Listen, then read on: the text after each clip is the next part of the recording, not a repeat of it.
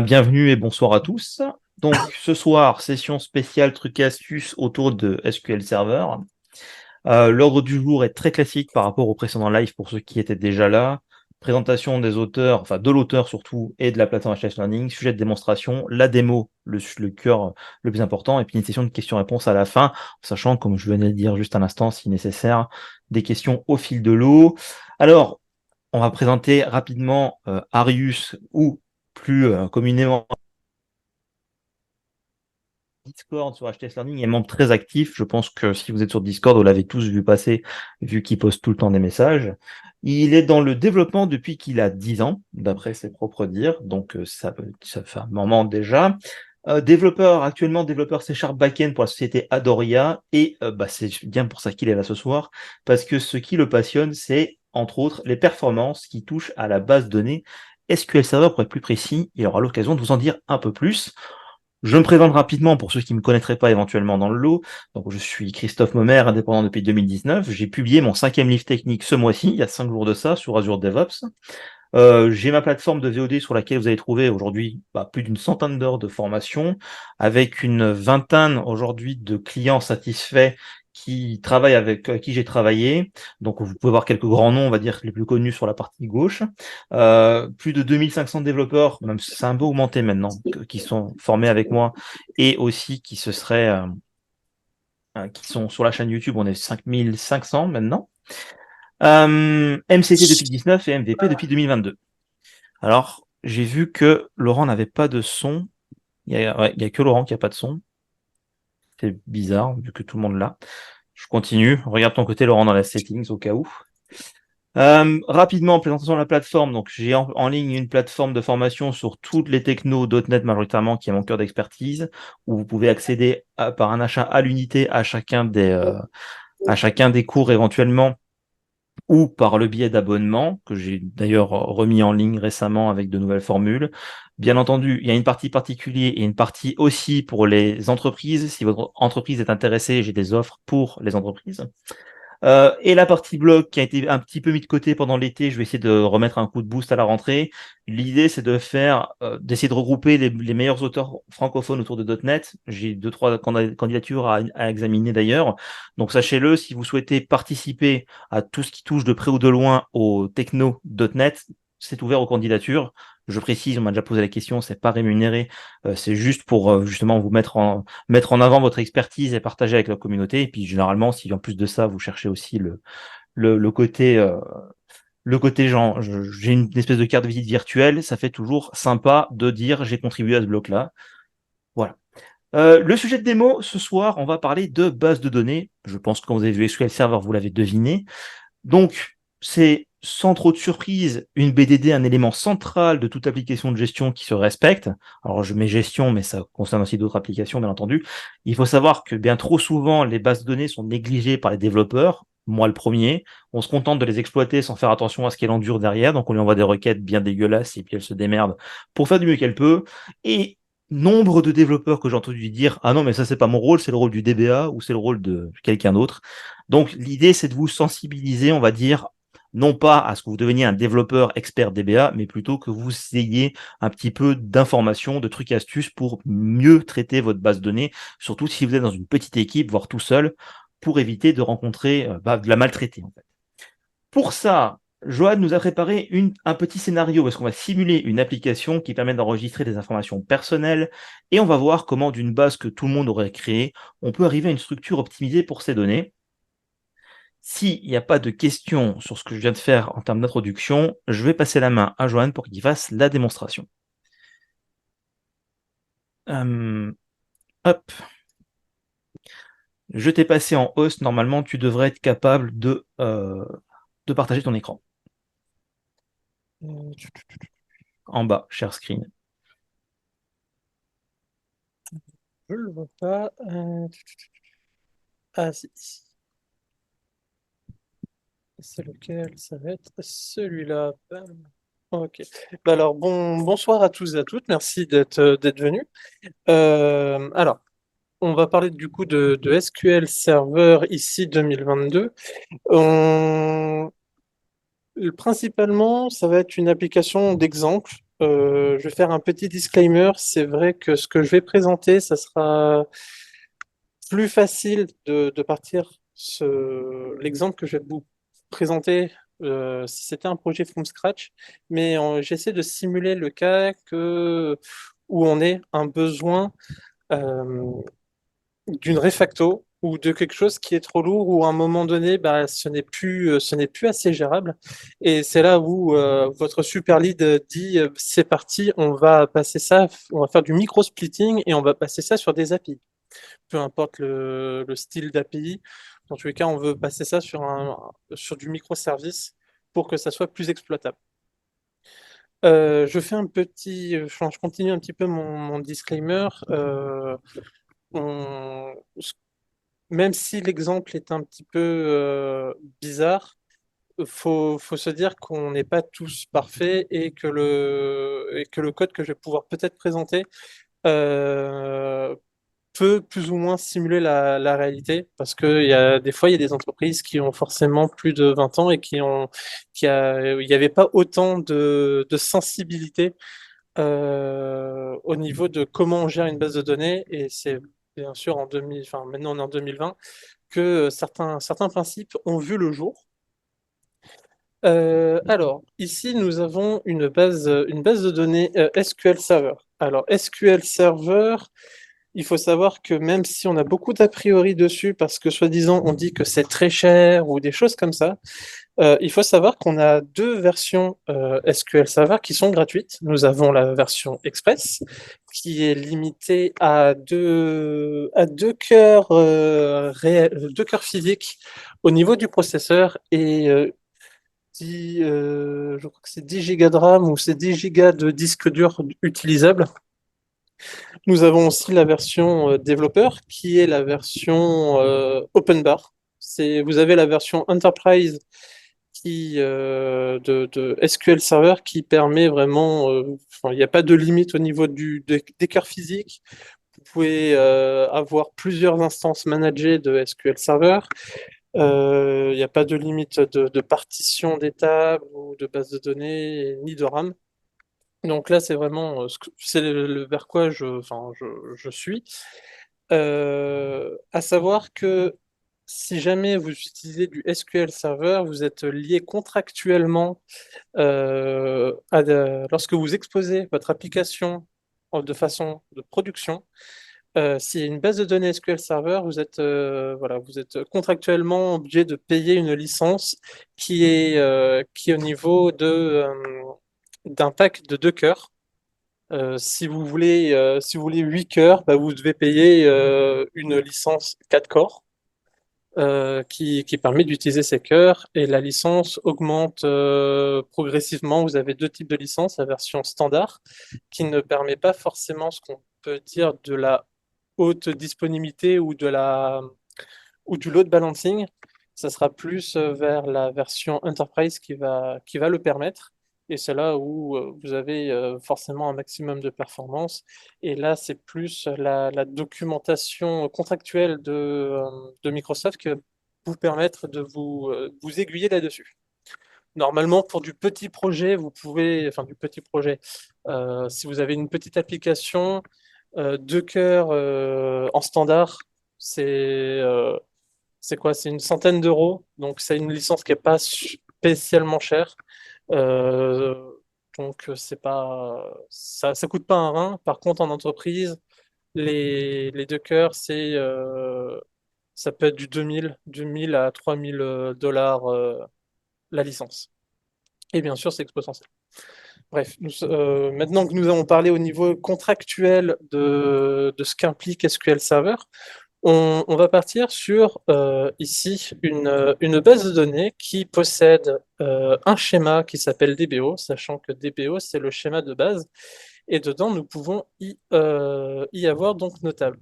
Si vous venez de MySQL, normalement, ça ne doit pas forcément vous parler, on va dire une base de données intermédiaire. Ça s'appelle un schéma. Faut voir ça comme un énorme classeur. La base de données, c'est un classeur. Vous avez des intercalaires. Les intercalaires, ça sera DBO. Et dans DBO, vous avez vos chapitres. Ça sera vos tables.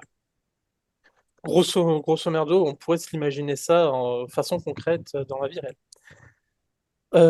J'ai préparé une requête, je vais l'ouvrir dans quelques instants, et ici, dans Exemple User, nous avons donc ici deux utilisateurs, Jean et Mathilde, qui font partie de deux sociétés complètement différentes. Ici, nous avons un ID 1 et 5. Et là, ce qu'on peut voir, c'est que, bon, on a un auto-incrément ici, nos informations de login, user et password, nos credentials, enfin, nos données sensibles qui vont être notre nom, notre prénom et notre email. Et après, on parle de la société auquel on est rattaché et la société qu'on va être rattaché. Voilà à quoi pourrait ressembler notre base de données. C'est c'est pas forcément très beau parce que ici, on a aussi un auto-incrément de nombre d'entreprises. Nous avons le nom de l'entreprise, entreprise 1, 2 et 3. Et après, ici, on dit qu'on a des sous-entreprises, on va appeler plus tard des partenaires, si l'entreprise n'a pas, à l'initiation, n'a pas forcément de sous-entreprise, ici, c'est nul. Et on peut ensuite y rattoucher des sous-entreprises, comme ici, on peut voir que le parent, donc ici, on est sur l'élément enfant, le parent va être sur cet endroit-là, et on nomme notre enfant de sous-entreprise 1.1, 1.1 étant l'ID ici et le nombre de sous-enfants qu'il y a.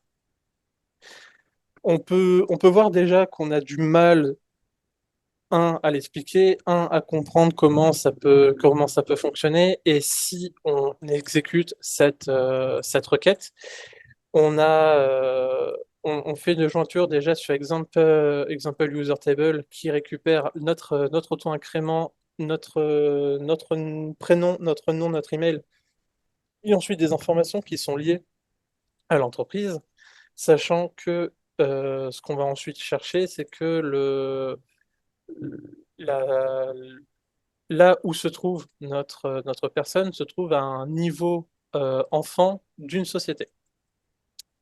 Si on joue cette requête, déjà on peut voir qu'on a un doublon qui se fait ici sur Jean Dupont.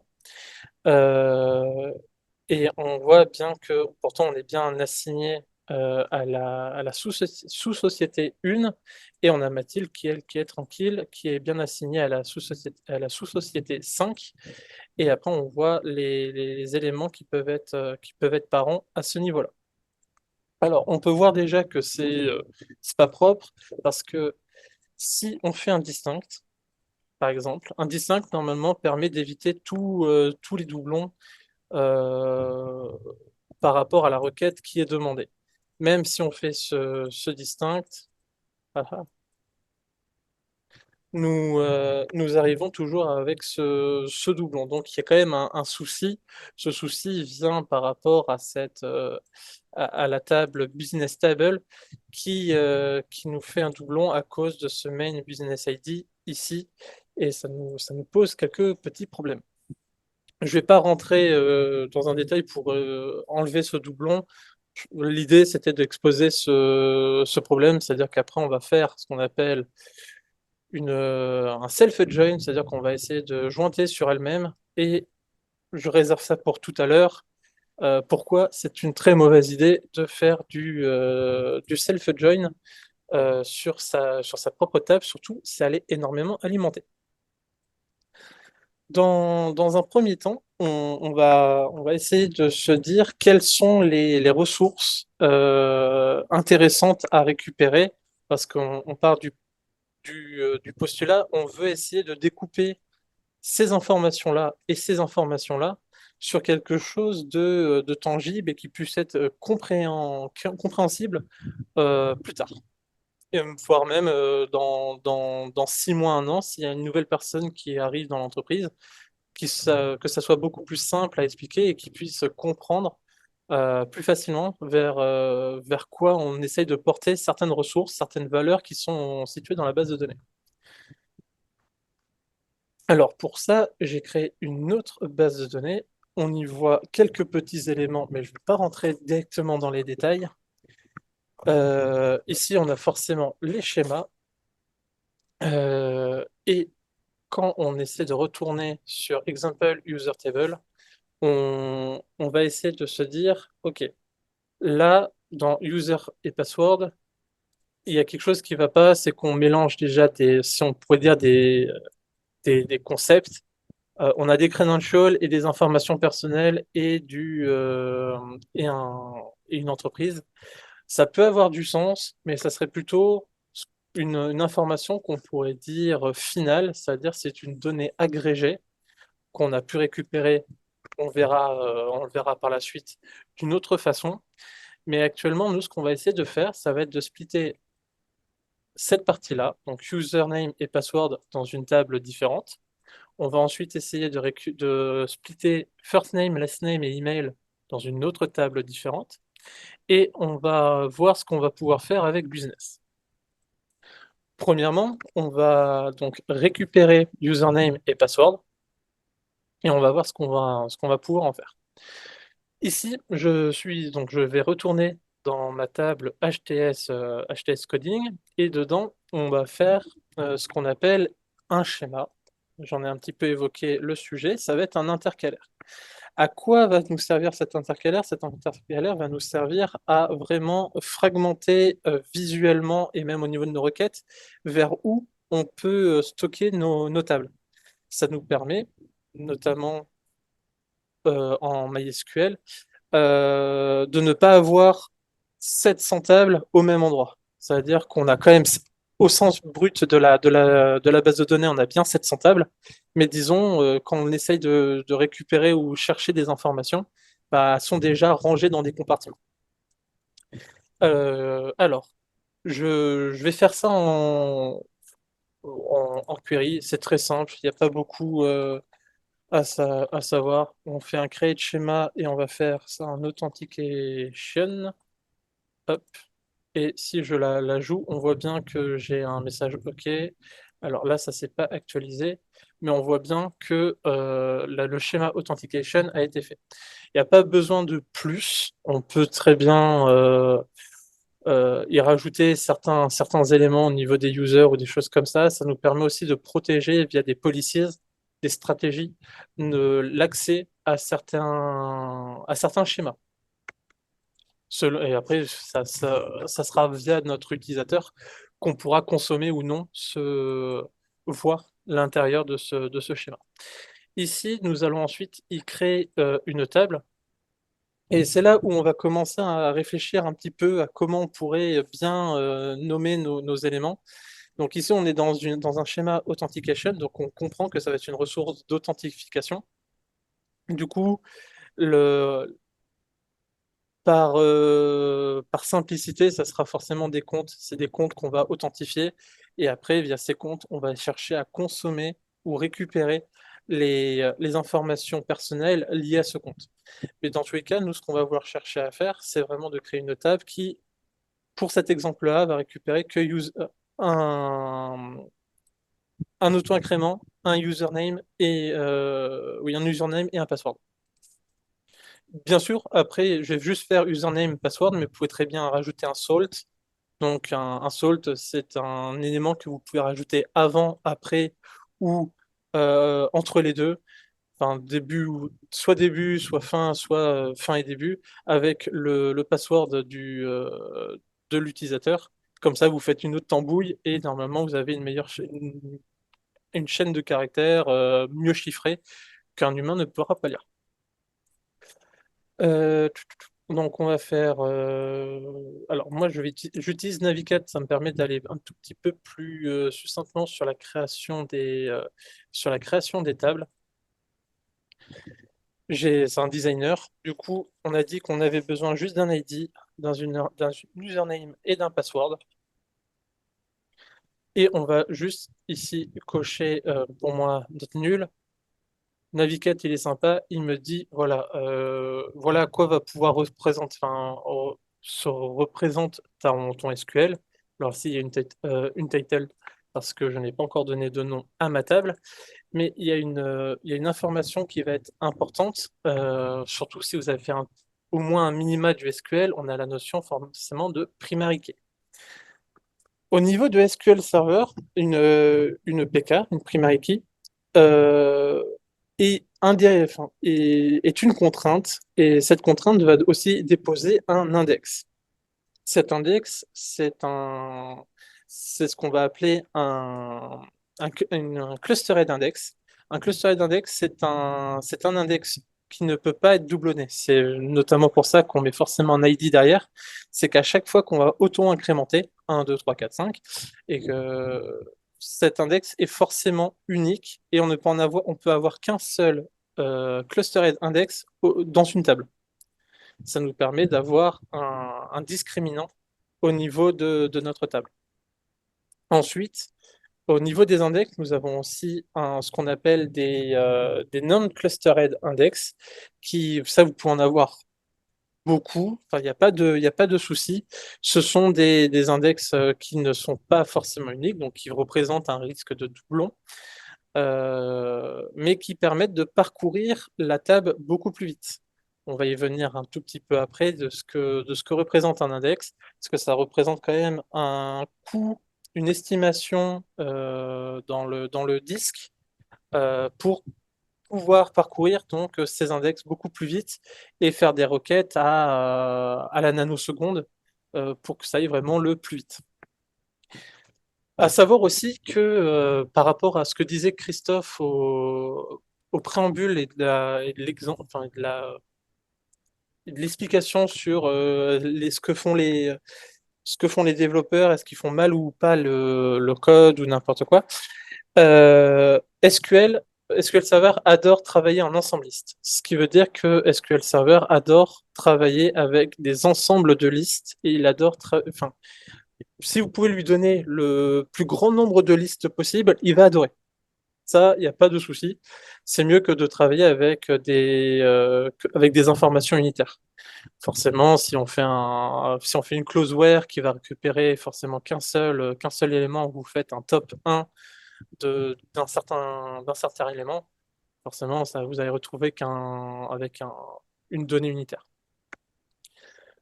Alors, ici, nous avons terminé notre table. Comme je dis, je n'allais pas aller plus loin.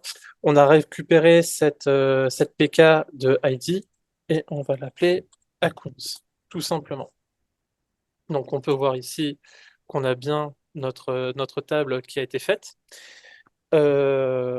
Et suite à ça, on va pouvoir directement lui rajouter, bah, par exemple, mon user et mon password. Ça, c'est pas.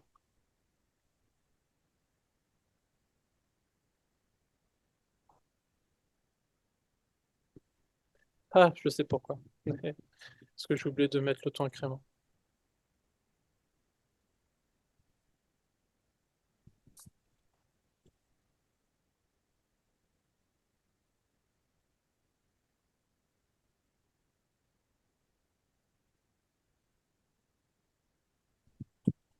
Alors ici, dans l'onglet options, et vous pouvez très bien le retrouver aussi sur Azure Data Studio ou sur SSMS. Alors SSMS, bon, il a conservé son design de Windows XP, mais ce sont quand même des outils très puissants pour requêter et avoir plein d'informations sur votre enfin, sur votre base de données.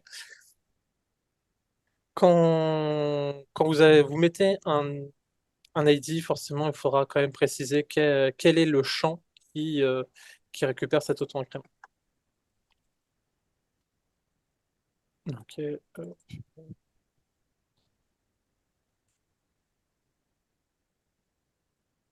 voilà. Et donc ici, j'ai bien mon auto-incrément. Si j'en fais plusieurs, bon, ça va mettre un 2 3 4.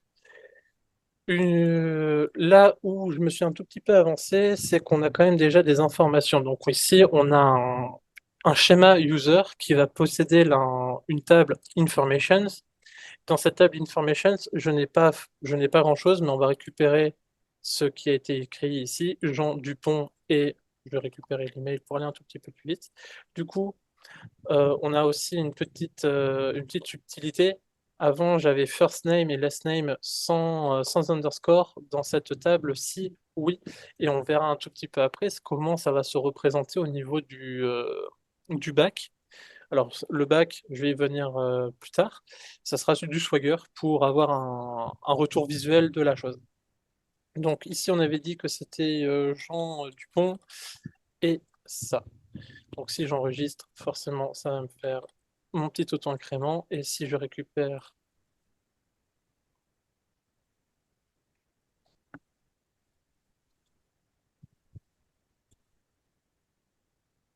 voilà. Maintenant, on va commencer à se poser une question. C'est bien beau. Tu nous as dit, Arius, on a fait une table user et une table informations. Mais par quel miracle tu vas nous dire de récupérer accounts information? Forcément, on va faire appel à une table de jointure. Mais toujours pareil, on va essayer de découper ces éléments le plus succinctement possible et le mieux rangé pour qu'on sache vraiment où on met nos éléments. Tac, tac. Je termine juste avec celui-là. Euh, voilà. Et du coup, on va créer un nouveau schéma qu'on va appeler links. Disons que ça va être notre liaison entre nos tables. Donc, on va dans notre schéma links. On va créer aussi ici une nouvelle table, donc notre fameuse table de liaison qui va récupérer toutes nos données de FK, de foreign key.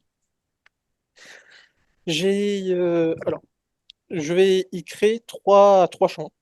Un qui va s'appeler ID, un qui va s'appeler account ID, et ici information, ou voilà, plutôt directement user ID.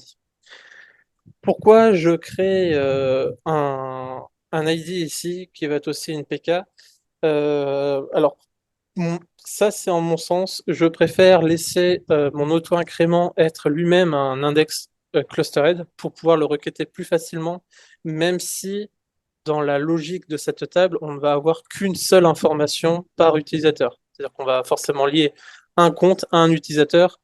Il y aurait forcément un énorme delta si le compte était lié à plusieurs utilisateurs ou l'inverse, où un utilisateur est lié à plusieurs comptes. Mais dans tous les cas, cet ID me permet quand même de requêter plus facilement, parce que comme ça, je n'ai pas forcément à créer d'index sur ces éléments-là. J'ai déjà mon index qui est créé avec ce cluster ID directement. Donc je vais beaucoup plus vite sur mon requêtage, et ensuite on verra où, mais on va parler des vues. Alors forcément, ces informations-là ne peuvent pas être nulles vu qu'elles me sont importantes. Toujours pareil, je récupère mon ID, je lui fais un auto-incrément de 1, je vais sauvegarder. Et on va éviter de se répéter parce qu'on pourrait très bien dire liaison de ma table accounts et user. Vu qu'on a un schéma, notre schéma nous permet déjà de prononcer toujours vers quoi la ressource doit être portée. Ici, forcément, ça va être des liaisons. Donc on peut quand même, un peu comme on pourrait donner des noms de méthodes, on va se dire que ça sera accounts, user, informations. Voilà. Donc ça sera la liaison sur les comptes utilisateurs et les informations qui leur sont liées. Ok. Je suis allé sur mon onglet clé étrangère, foreign key, et c'est là où la magie va s'opérer avec cette table de jointure. La petite convention, ça va être de commencer avec FK au tout début et de mettre des underscores pour essayer de dire quelle est la valeur sur cette contrainte, de pouvoir savoir vers qui on doit aller. Donc forcément, je vais faire ça en mode assez rapide. Il n'y a pas besoin de mettre des noms ultra compliqués dans nos FK. Donc, on a dit ça. Alors là, je vais chercher le champ voulu qui va être porté et on va chercher notre référence. C'est vers quoi on peut faire référence avec les ER diagrammes, les Entity Relationship Diagrammes, ou les AE. C'est vers quoi on va essayer de porter notre référence et qu'on puisse y faire la liaison plus tard, beaucoup plus facilement. Du coup, on a dit que la référence, ça sera ça dans la table account, et on a dit l'ID. Ok. G CTRL S. On va pas forcément parler de ce qu'est un onDelete et un onUndate. Ce sont des effets qui se passent lorsque vous supprimez ou mettez à jour une FK. C'est un peu avec des notions de trigger, mais on va pas évoquer ce sujet ici. Toujours ici, on a besoin aussi de notre FK, oui, user.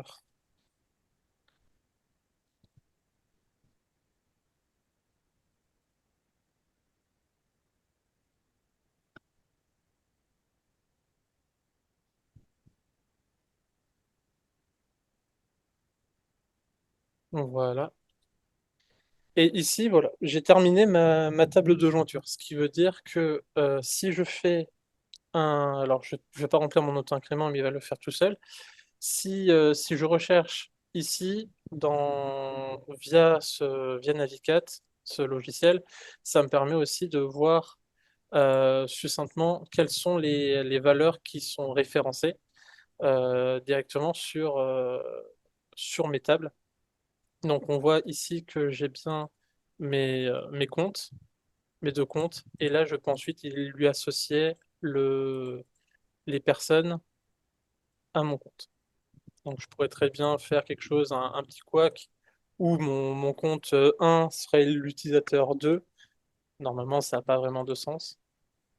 Et on va rester sur quelque chose qui a du sens. Donc, ce qui est bien, c'est que ça va faire des deux un petit peu partout.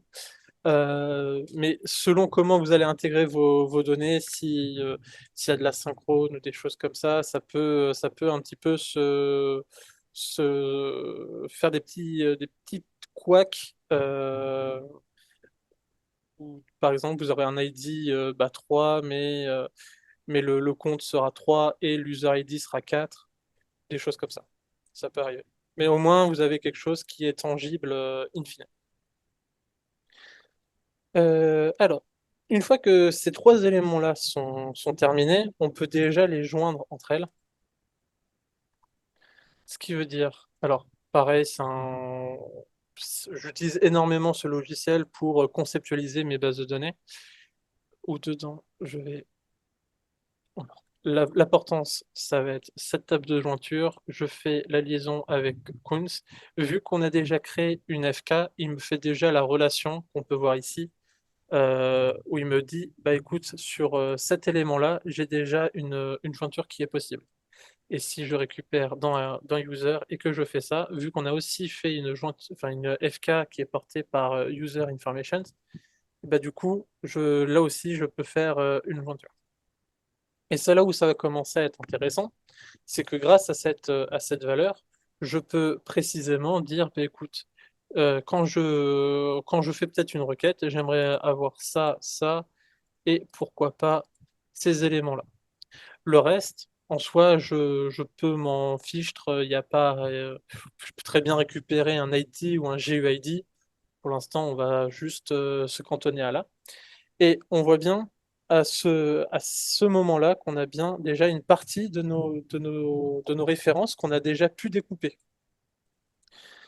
Alors, ça sera un petit peu mieux ici. On,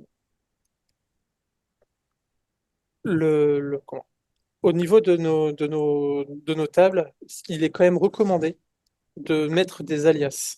Ça veut dire que au lieu de voir la portance directement de tous nos champs, parce que ça fait des trucs extrêmement à rallonge et c'est incompréhensible, ce qu'on peut faire, c'est directement sur nos tables y rajouter des alias. Alors je vais faire des alias un petit peu bateau, mais ça fonctionne bien.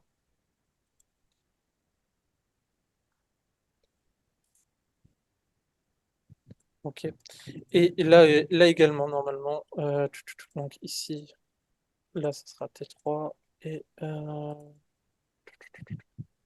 alors, ok, je me suis trompé.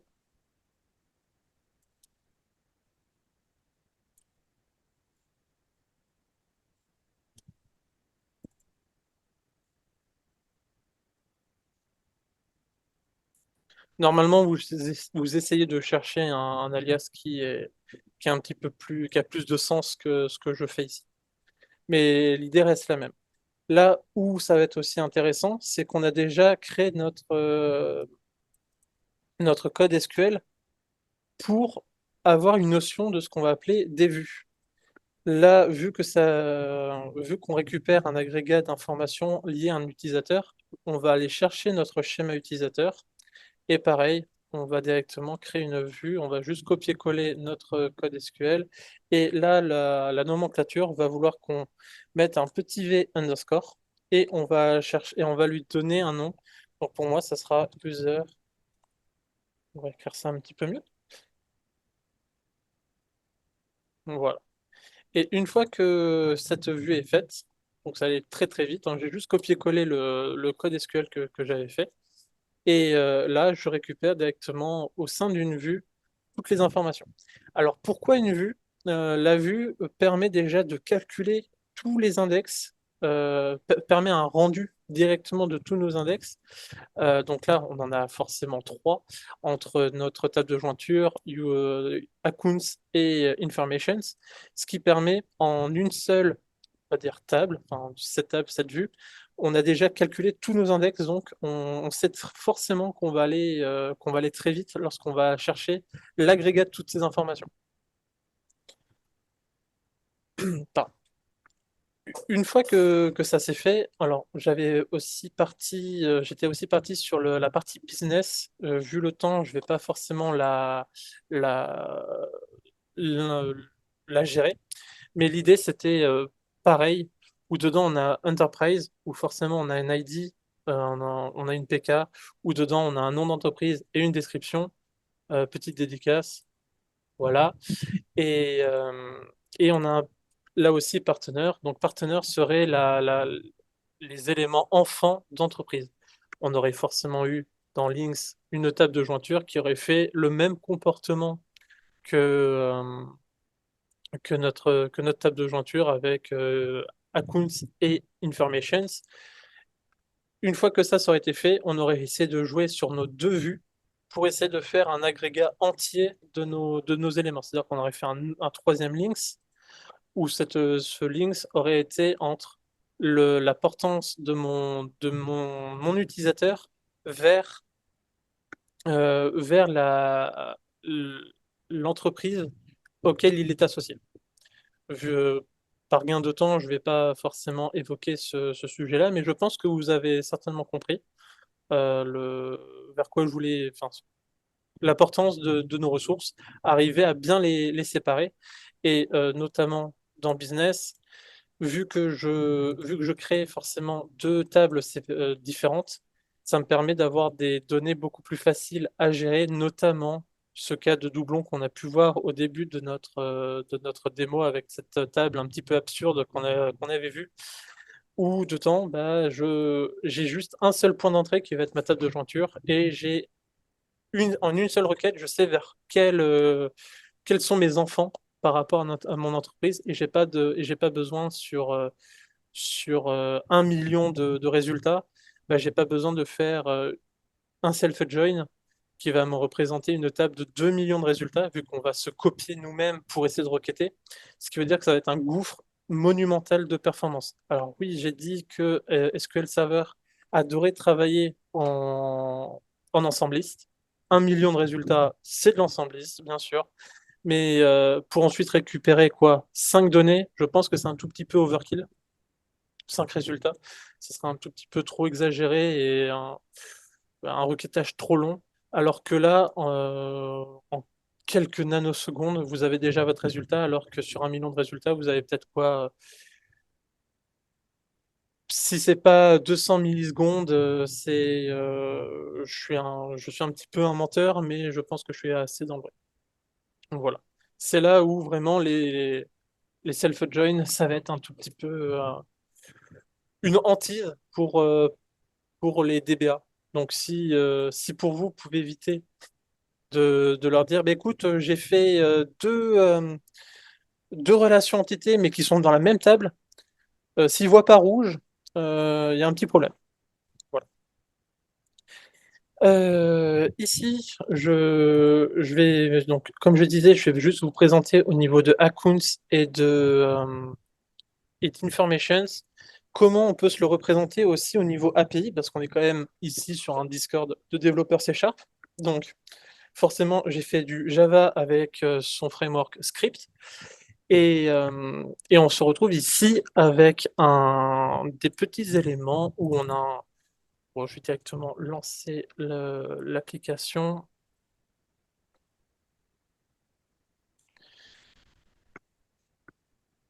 J'ai fait. Juste, Oui, tant qu'à y être, alors, je jette un coup d'œil dans Zoom. Je crois qu'il y a Mehdi qui a demandé à rejoindre et qui attend que tu lui ouvres la porte. Tu devrais ok. avoir dans l'interface Zoom un truc pour l'accepter. Je pensais que tu le voyais. Pardon. Ouais, Je suis c'est. désolé, Mehdi. Non, mais c'est pas. C'est que vu que je t'ai affilé le host, en fait, j'ai plus la main là-dessus. Alors, du coup, je l'ai accepté, bien sûr. Ouais, Ici, dans Simple User, on va principalement se concentrer sur ce cas de contrôleur-là. On verra après le Advanced User après. Comme on peut le voir, on va utiliser des petites procédures stockées dans quelques instants. Le cas simple, c'est vraiment de se dire, bah écoute, je veux essayer de récupérer une liste d'utilisateurs, voilà à quoi ça ressemble. De l'API très simple, de la consommation de JSON assez simple, où dedans on va forcément avoir une liste d'utilisateurs qui on va récupérer son ID, son username, son password. Donc là, ça serait plutôt sur ses credentials. On pourra très bien changer ça avec plutôt son nom, son prénom. Et c'est ce qu'on va faire dans quelques instants. Pareil pour ici, le post. J'ai utilisé Swagger pour que ça soit déjà plus compréhensible au niveau pas du live. Et pareil ici, où on va directement chercher via notre utilisateur. Juste pour être sûr. Voilà. Tac. Alors normalement, si j'ai pas fait de bêtises, hein, si je mets. Voilà. Donc si j'ai vu que j'ai mis mon ID 1 dans ma route, enfin dans mon param, je peux directement récupérer mon utilisateur qui est bien stocké en base de données. Ça fonctionne. Et pareil, normalement, pour ici, si je fais ça, voilà, je récupère bien ma liste de users. Et là, ça va me faire un create de tout ce qu'il y a de plus basique. Et c'est un peu vers quoi les API devraient un peu se tourner, où on a une ressource un peu plus ou moins complète. Ça, c'est mon point de vue personnel, où j'essaie de faire porter bah, forcément du métier C# et un peu de métier SQL. On va le voir aussi un peu avec les procédures. Mais il faut arriver à trouver cet entre-deux où, certes, on n'est pas forcément des DBA ou des choses comme ça, mais il ne faut pas forcément rejeter tout à la faute au SQL en base ou niveau C#. Il doit y avoir un entre-deux qui doit être joué. Sachant que la crainte aussi, c'est au niveau des tests unitaires, tout ce qui est partie TU. Tester du SQL, parfois, c'est assez compliqué, même si on moque certaines informations.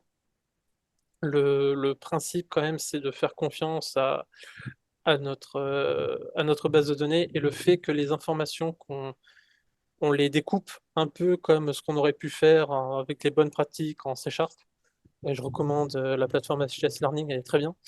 Euh, les informations après qu'on va récupérer, bah, comme on a pu le voir, ça reste assez évident, je pense, dans ce genre de pratique-là. Du coup, comme on a pu le voir au niveau de la solution, on avait donc dans le contrôleur bon, des informations assez simples. Le service, on va le passer, c'est pas très pertinent.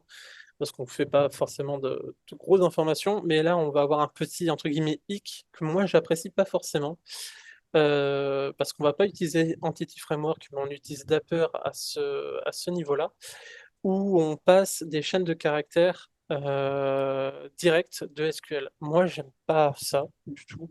Je préfère passer par des procédures stockées. Pourquoi? Parce que si jamais votre application commence à grossir énormément et que parfois vous avez des choses qui vont bouger en base, et bah, vu que c'est des magic strings, bah, juste un changement d'un champ ou d'une donnée ou n'importe quoi, bah, vous avez besoin de vous reparcourir tout votre repository, changer les valeurs, alors qu'avec une procédure stockée, bah, vu que vous faites appel à une procédure stockée, c'est-à-dire que vous avez forcément, euh, même si vous le répétez plusieurs fois à part et d'autre de d'une API ou d'une autre API, bah, vous avez qu'une porte d'entrée. Et donc, si vous changez cette porte d'entrée, ça vous permet directement en un seul point, de changer toute la méthode sans avoir de trop gros breaking change, si, euh, si je puis dire.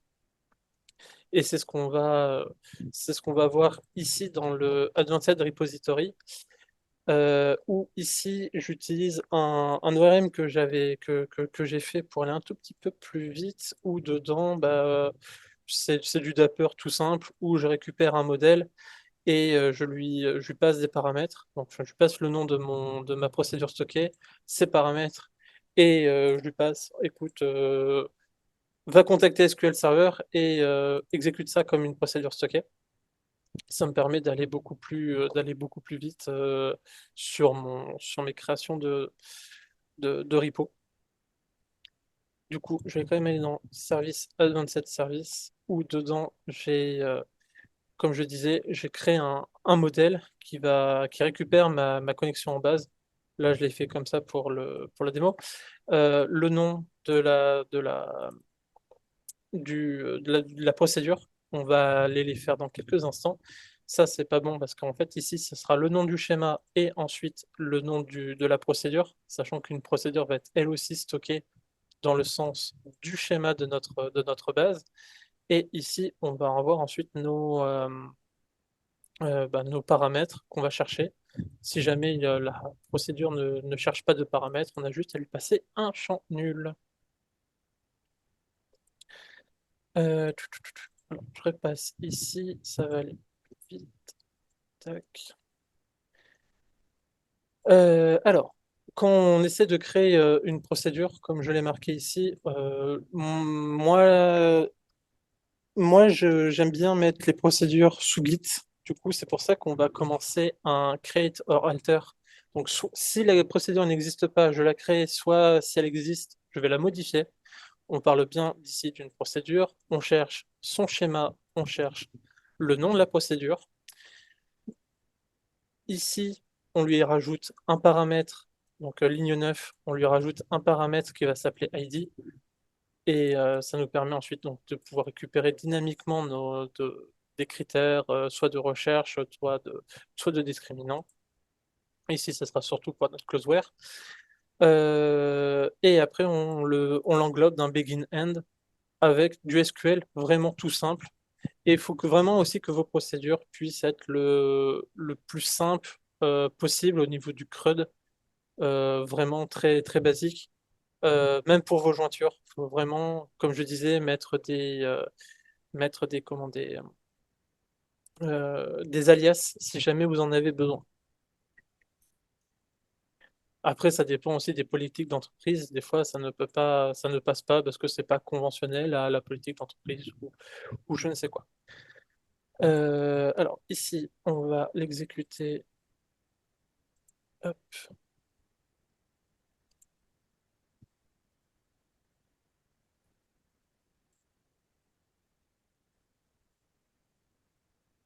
Alors, pas d'inquiétude, même si c'est rouge, ça va fonctionner. Voilà. Et si je repasse sur cette partie-là,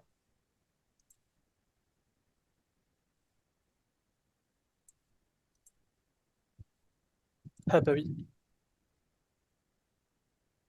Euh, c'est pas ici. C'est ici.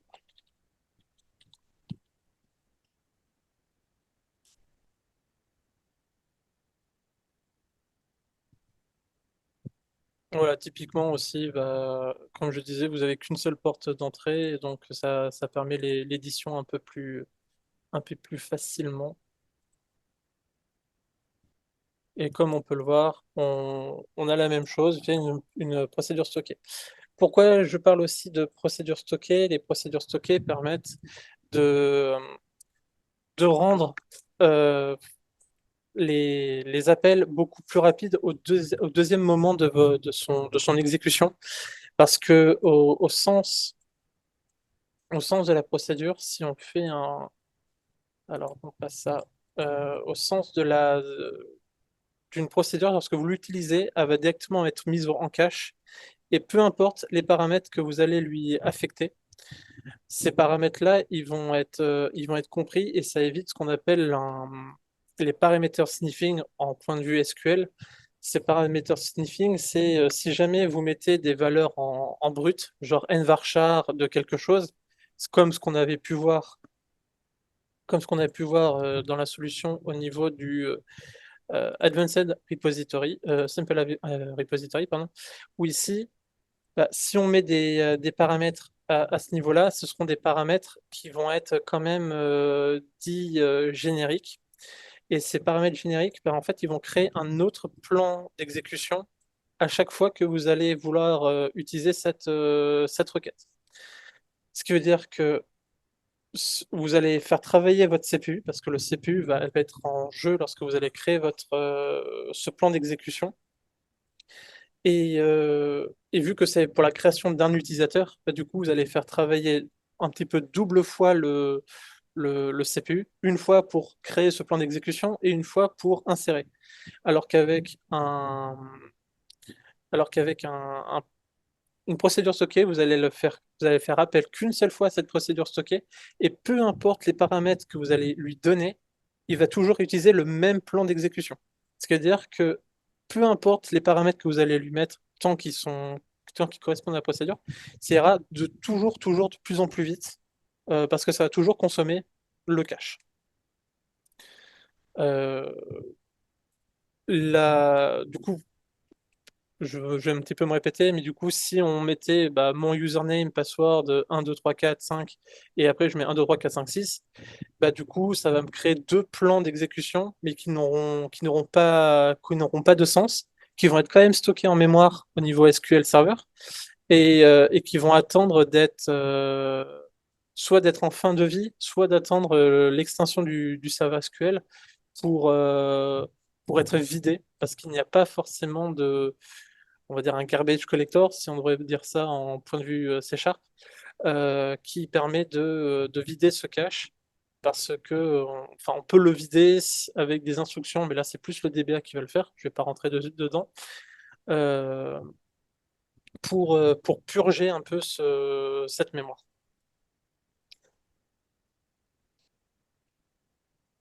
Comment on peut ensuite voir un plan d'exécution? Ça va être assez simple. Vous prenez votre requête, alors pas forcément au point de vue d'une procédure, mais plutôt au point de vue de votre CRUD.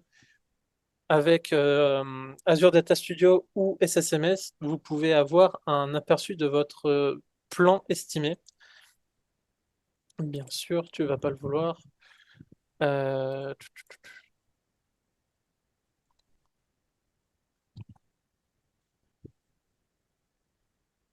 alors, je vais juste faire ça très rapidement.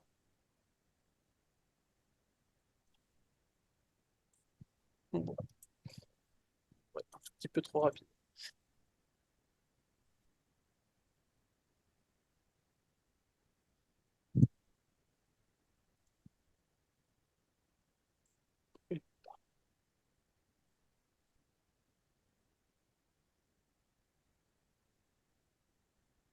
Voilà, c'est ça que je voulais chercher. Donc ici, qu'est-ce qu'on peut y voir? On peut y voir on va parcourir. Alors, un plan d'exécution, pardon. Un plan d'exécution se lit de droite à gauche et de haut en bas. Ce qui veut dire que si vous avez des instructions un peu plus complexes et euh, qui peuvent prendre beaucoup plus de plage, il faut savoir que vraiment, si vous avez des instructions qui se suivent de bout en bout, de haut en bas, ce sont des instructions qui se jouent en parallèle.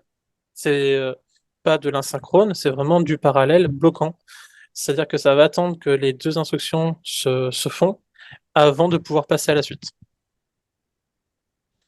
Vous avez ça, voilà, comme je disais, dans Azure Data Studio, dans SSMS ou dans d'autres logiciels de, de base de données pour pouvoir l'identifier.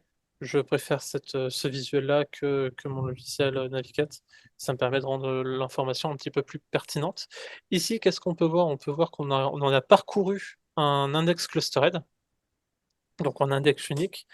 Et si on laisse le curseur un peu dessus, on peut y voir, s'il le veut bien. Oh, le malandrin. Voilà. Si on peut voir en bas à droite donc toutes les l'estimation du parcours, le temps requête CPU, le temps requête input-output, le stockage, le nombre de bytes consommés ou de mégabytes qui ont été transités. Ensuite, vous avez votre ligne qui permet de dire, bah, écoute, sur toutes les informations que tu m'as dit, peut-être qu'il y en avait qui étaient intéressantes ou non. Plus la ligne est grosse, plus vous avez de données, une volumétrie beaucoup plus importante, et vous retournerez directement votre select. Et ça va être intéressant, c'est par exemple si on récupère notre vue, c'est dans user, pardon. Ici, ce qui va être intéressant, c'est de récupérer cette partie-là, et pourquoi pas la jouer. Voilà. Du coup, qu'est-ce qui se passe? On parcourt en parallèle deux index clustered, forcément parce qu'on va chercher dans Account User Information et dans Informations les informations qui ont été portées. On va faire une boucle. En même temps, on va chercher nos informations dans un autre index. On va reboucler dessus et on va pouvoir directement récupérer et projeter. Un select, c'est une projection de nos informations. Ça, c'est un peu la magie noire qui se passe lors d'une requête SQL, SQL, que ce soit Postgre, MySQL ou des choses comme ça. Vous avez toujours un plan d'exécution qui a été fait, qui est méconnu, trop méconnu, je pense, par les développeurs. Et c'est cette magie noire qui permet de requêter votre base de données. Euh, Aussi, quand il y a des soucis de perf, petit tips, alors là, je n'ai pas de cas courant, mais au niveau de cette instruction, vous pouvez très bien avoir une troisième petite ligne et vous avez ce qu'on appelle le SQL Optimizer. Donc c'est dans le bundle de SQL Server, de Postgre ou des choses comme ça, qui va vous dire, coucou, alors j'ai bien exécuté ta procédure, enfin ta procédure, ton instruction, ton script SQL. Par contre, pendant que j'étais en train de faire ça, j'ai évalué si je pouvais pas requêter de façon plus vite le même résultat. Et il va vous dire, bah, écoute, si tu me rajoutes cet index-là dans telle table, bah écoute, je peux aller X% plus vite. C'est-à-dire que vous avez quand même beaucoup d'assistance à ce niveau-là pour pouvoir faire du code SQL performant, dynamique. Après, attention, des fois, quand vous êtes sur du monolithe, même si l'optimizer vous dit, bah, écoute, rajoute-moi un index sur un champ pour que j'aille beaucoup plus vite. Si cette table possède énormément de volumétrie, quand je dis énormément, ça peut aller par exemple à une une dizaine, une vingtaine de gigas. Si vous rajoutez un index, ça peut vous rajouter plus 25% de volumétrie pour cet index-là. C'est-à-dire que vous avez plus 20 gigas si on prend une base de données de 20 gigas, vous avez peut-être 25 ou 27 gigas de base de données. C'est un truc à ne pas négliger. Faire trop d'index peut parfois être contre-perf. C'est pour ça qu'on essaie d'avoir des informations les plus succinctes possibles. C'est pour ça que je rajoute des index clustered au début, parce que ça me permet d'éviter de rajouter des index trop volumineux si j'en ai vraiment pas le besoin. Euh, voilà pour moi. C'est du coup ce plan d'exécution, comme je disais, est gardé en cache SQL Server. On peut très bien le conserver via aussi d'autres opérations, mais il faut savoir que si jamais il n'est pas conservé, la première fois que vous lancez une procédure stockée ou du code SQL dynamique, euh, le plan d'exécution n'est pas forcément vrai selon la volumétrie de vos données. Parce que parfois, vous allez vouloir faire peut-être quand vous allez faire une requête SQL, la première requête va demander une très très grosse volumétrie et la deuxième requête qui va passer sur la même procédure aura une volumétrie beaucoup plus petite. Sauf que, sauf que le plan d'exécution, lui, va dire, bah, écoute, moi, pour faire cette grosse volumétrie, j'ai dû faire ça, ça, ça, ça, ça, ça, plein d'autres étapes farfelues, alors que peut-être que votre petite requête qui va utiliser le même plan d'exécution, bah, il va quand même devoir faire tout ce cheminement-là, alors que peut-être, avec bien moins d'instructions, ça aurait été aller beaucoup plus vite. Voilà.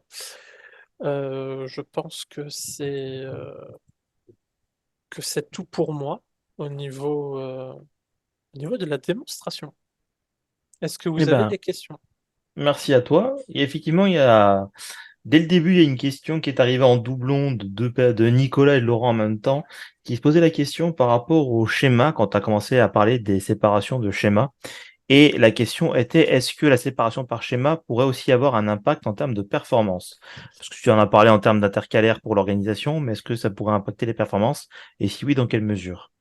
Alors, je vais dire que non. Actuellement, il n'y a pas de problème de performance, mais il est vrai qu'en dans les heures un tout petit peu plus sombres de chez Microsoft, je parle de SQL Server 2008, 2012 et 2016, il y avait quelque chose de...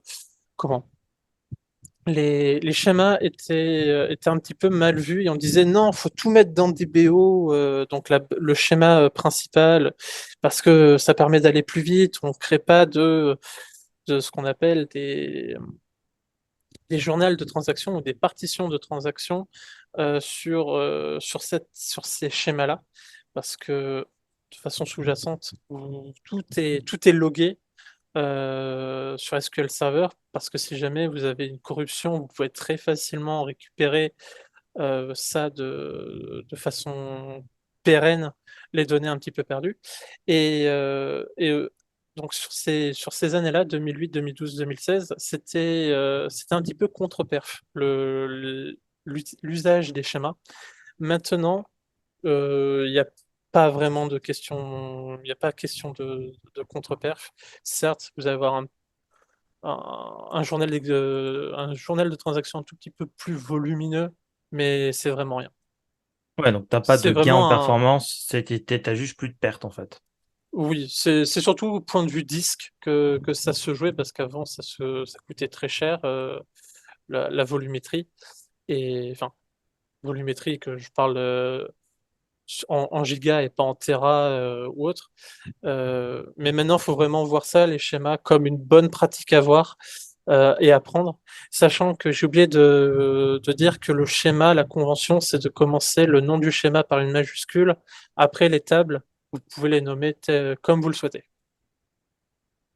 Ces conventions-là, c'est juste des conventions type les conventions de codage en C#, ça n'a aucun impact sur le Non, moteur oui, non, d'exécution. c'est juste pour savoir de quoi on parle, hein. C'est vraiment comme en C Sharp, en mode euh, bah, voilà, le schéma avec une majuscule, mais voilà, ça n'a pas vraiment de gros intérêt. Oui, Ok. derrière. Ça marche. Laurent avait une autre question quand tu parlais des mises en cache et des plans d'exécution par rapport aux procédures stockées. Il se demandait si, dans le cas d'usage d'une requête paramétrée, donc comme toi, tu avais visiblement dans Dapper, est-ce qu'il n'y aurait pas non plus une mise en cache en fait du plan d'exécution ou de récupération du plan d'exécution pour justement être plus performant quand tu réexécutes plusieurs fois la même requête? Alors, du coup, quand on parle de plan d'exécution, c'est-à-dire qu'on a forcément fait une instruction SQL à notre moteur SQL. Si c'est du CRUD avec du Magic String, comme je disais, les arguments qu'on va passer vont créer autant de plans d'exécution par argument passé. C'est-à-dire que si on est sur du Magic String, bah, il n'y a pas forcément moyen de pouvoir utiliser un plan d'exécution euh, euh, fait par des paramètres génériques. C'est pour ça que je pousse un peu le fait d'utiliser des procédures stockées parce qu'on a une meilleure maîtrise de notre code SQL et on peut aussi maîtriser nos plans d'exécution. Ce qui veut dire que bah, peu importe, comme je disais, les paramètres qui vont être joués par notre procédure stockée, le plan d'exécution de façon sous-jacente va récupérer le cache, peu importe comment. C'est pour ça après que j'ai un petit peu parlé sur le fait, attention à la volumétrie qui va être récupérée par le premier plan d'exécution, parce que si le même plan d'exécution récupère, je dis une bêtise, mais 10 gigas de données parce que c'est le stagiaire qui l'a fait, alors que juste après, vous faites la même instruction, mais sur une volumétrie beaucoup plus moindre, bah, la façon dont va procéder l'optimizer et SQLOS va être complètement différent. Est-ce que ça répond à ma question? Je pense, oui. En fait, ce que tu veux dire par là, c'est que la magic string qui représente la requête SQL envoyée par Dapper ne peut pas être interprétée par le moteur SQL, c'est ça, pour une mise en cache, contrairement à ce qui est écrit dans ta procédure stockée.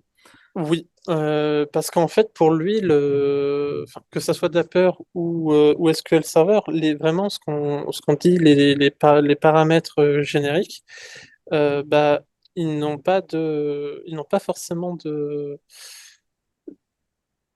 pour nous, de sens. Donc, on va créer comme je disais, autant de plans d'exécution pour un seul paramètre, surtout quand on a, entre guillemets, si on peut appeler ça un point chaud, quand on crée euh, quand on a une interface de création d'utilisateur, bah, normalement, l'username ou le password ou voire l'email sont des données, entre guillemets, uniques. Et du coup, ça n'a pas d'intérêt de recréer des plans d'exécution par nombre d'inscrits. Parce que si jamais on est sur une grosse plateforme et qu'on a 10 000, 10 000 inscriptions jour, ça veut dire que dans la journée, vous avez 10 000 plans d'exécution qui n'ont vraiment aucun sens. Hmm. Ok. Donc toi, tu milites plus pour mettre toutes ces requêtes-là dans des procédures stockées, tout du moins celles qui sont pas systématiquement toutes les requêtes, mais celles qui sont dans les points chauds identifiés de ton application pour optimiser les perfs. Euh, alors, pour un développeur forcément lambda, oui, je dirais que c'est mieux de passer par une procédure stockée parce que comme je disais, surtout si c'est un point chaud, c'est-à-dire que c'est quelque chose qui peut être réutilisé parfois un petit peu partout. Du coup, autant que ça soit qu'une seule porte d'entrée, comme je disais, et comme ça, si jamais il y a besoin de modifier, ça modifie pour l'ensemble de la solution et pas juste des magiques. Ok. Alors il y a une question de Nicolas qui n'en est pas vraiment une, en fait, qui parle par rapport à la notion des index. Il a eu récemment une contre-performance en ajoutant des index. Je pense que ça rejoint un petit peu ce que tu disais, vu que ça peut créer beaucoup plus de données quand tu veux indexer l'élément. Alors après, peut-être que Nicolas pourra clarifier la contre-performance. Est-ce qu'elle est arrivée juste quand il y a eu une création ou après à l'usage? Est-ce que c'est l'optimizer qui l'a proposé? Parce il dit qu'il a toujours un peu de mal à voir le fonctionnement, si c'est intéressant de créer des index, en fait. Alors, il faut savoir que les index, c'est quelque chose qui aura toujours c'est une vérité. L'index, pour lui, ça sera une vérité, surtout les clusters d'index. C'est quelque chose qu'on va chercher en premier lorsqu'on va vouloir on va parcourir un jet de résultats. J'ai pas forcément précisé, nous avons majoritairement deux types d'index, en dehors des cluster heads qui sont des façons de procéder. Nous avons le B-tree et le hash. Donc, ce sont des algorithmes de recherche au niveau de ces index. Et du coup, parfois, on va vouloir chercher par un arbre certaines correspondances. C'est-à-dire que donc par arbre et par branche, on va avoir un système de pages et de pagination. Et du coup, on va essayer de rechercher nos index un peu à la volée, un petit peu bonheur la chance, si je puis dire. Du coup, ça peut prendre un petit peu plus de temps, surtout quand on a une très grosse volumétrie sur cette partie d'index. Ça peut prendre du temps. Le, Quand après on est sur du hash, bah, c'est pareil. On va chercher un petit peu à gauche, à droite, mais de façon beaucoup plus concise l'information. Ce qui veut dire qu'une fois que vous rajoutez un index sur une table qui a quand même pas mal d'existants, que ça soit de la valeur vraie ou fausse, euh, ça peut être contre-perf parce que au niveau du plan d'exécution, l'index sera toujours présent. C'est-à-dire que si vous ajoutez un index dans une table, alors qu'il n'a pas forcément lieu d'être, il sera toujours pris en considération. Il sera quand même là pour être évalué et dire, bah, écoute, moi j'ai fait comme je peux et voilà comment je récupère ton résultat. Est-ce que le résultat t'a permis d'aller plus vite ou non? Je vais pas, le plan d'exécution et l'optimizer ne va pas dire, bah, en fait, ce que tu as fait, c'est de la crotte. Je vais le mettre de côté et je vais plutôt faire ça comme ça. Si toi, utilisateur, tu m'as dit de faire ça comme ça, bah, je vais respecter ton choix. Mais par contre, si je peux te permettre, je te mets un petit encadré avec bah, cette instruction-là pour aller plus vite. Ça s'arrête là. Ok, ça marche. Bah, pas spécialement plus de questions. Donc, je pense qu'on a fait le tour. Bah, merci à toi pour la démonstration, la présentation et pour tes réponses. Mais Euh, merci à toi de l'invitation. Pas de souci. Bah, s'il n'y a pas plus de questions, on va terminer la session là. À moins que quelqu'un ait une question de dernière minute. Mais Vraiment, n'hésitez pas si vraiment vous avez des questions, n'importe quoi, je... Vas-y, après, Nicolas. après, en plus de ça, Ah, euh, je t'ai plus entendu, Christophe. je dis pour ceux qui avaient des questions, il est toujours sur Discord prêt à répondre, à dégainer à la moindre question. Des ressources, oui, moi. Mais vraiment, comme vient de le dire Christophe, actuellement, si tu as des questions, soit par MP, soit sur le Discord, sur le Discord si c'est un sujet public, si tu penses que c'est un petit peu plus privé, bah, autant aller en MP, mais ça sera avec plaisir de te répondre. Et après, de mon côté, Nicolas, si tu veux un peu plus d'infos, Ah, tu pareil, as on t'a sur perdu. T'as sur Udemy, tu as Olivier Tullier, je crois qu'il s'appelle, de mémoire, qui propose des cours SQL. Alors, c'est très vaste hein, parce qu'il couvre beaucoup de sujets là-dedans, mais je pense que tu pourras peut-être trouver un ou deux cours qui pourraient t'apporter plus de détails sur ce que tu veux faire. Il a des parties qui sont axées sécurité, des parties qui sont axées optimisation, des parties exploitation. Donc, vu que c'est en français en plus, tu peux éventuellement acheter l'un ou l'autre de ces cours pour compléter tes connaissances sur le sujet. J'ai trouvé ces cours pas trop mal faits.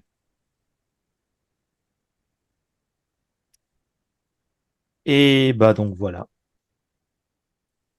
Merci à vous tous d'avoir été là. Encore une fois, merci à Johan pour sa présentation. Je réfléchis activement au sujet du prochain live. J'ai déjà une petite idée, mais bon, on va voir comment ça se concrétise. Et bah d'ici là, je vous souhaite à tous une bonne soirée et à bientôt. Merci à toi, passez une bonne soirée. Ciao, ciao.